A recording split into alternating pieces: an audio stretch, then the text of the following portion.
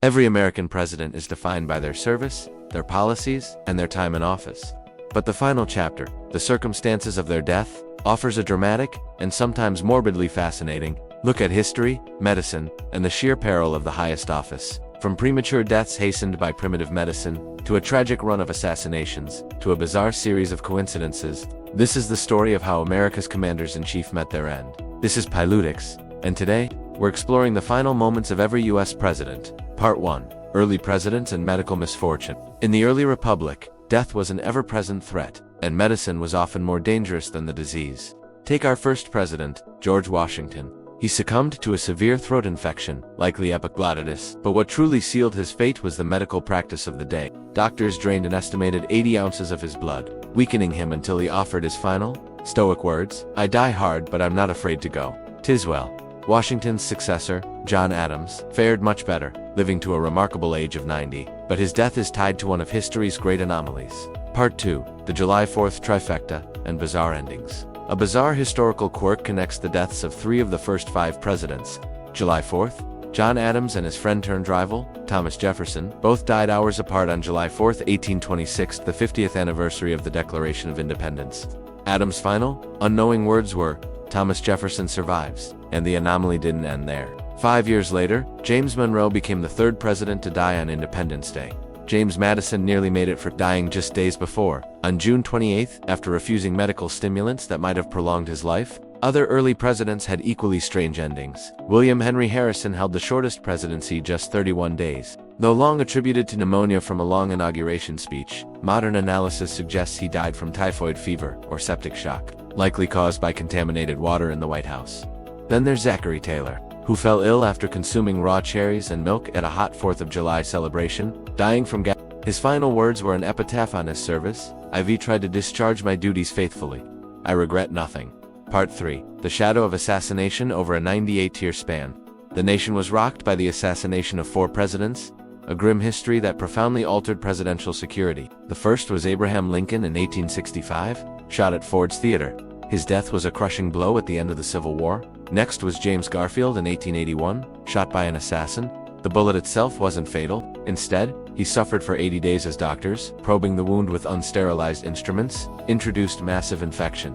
His death is a tragic indictment of 19th century medical practice. 2 decades later, William McKinley was shot by an anarchist at a public meet and greet. Once again, it was gangrene and the inability of doctors to locate a bullet that caused his death. McKinley's murder was the final straw. It led directly to the Secret Service being given the full-time responsibility of protecting the president. Finally, in 1963, John F. Kennedy, the youngest president to be killed, was shot in an open motorcade in Dallas.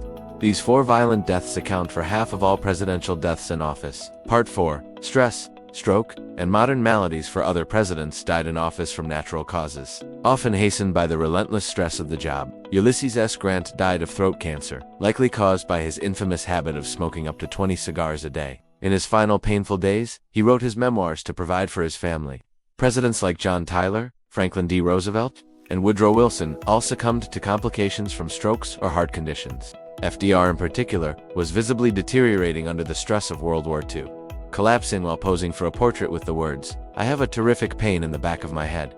Even in death, some displayed characteristic humor or deep devotion. Millard Fillmore's final recorded words were a mundane comment on a bowl of soup. "The nourishment is palatable." While James K. Polk's final profound utterance was to his wife, "I love you, Sarah. For all eternity I love you." Part 5. The rise in longevity despite the stress, the medical misfortune, and the violence. There's a clear upward trend in presidential lifespans. It's a reflection of 2 key factors: better medical care and full-time Secret Service protection. The average lifespan for presidents in the 18th and 19th centuries was 70 years old. In the 20th century, that average jumped to 78. Recent presidents have set new longevity records. Gerald Ford and Ronald Reagan both lived to 93.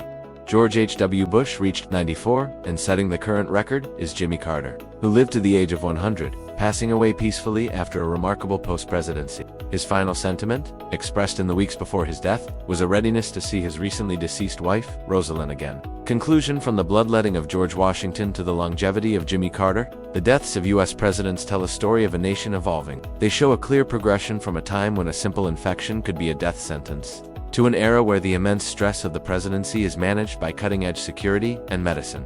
The final words of these leaders from the profound, "I want to go. God take me." Dwight D. Eisenhower, to the simple, "Put out the light."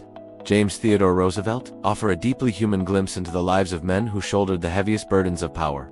Which presidential death surprised you the most?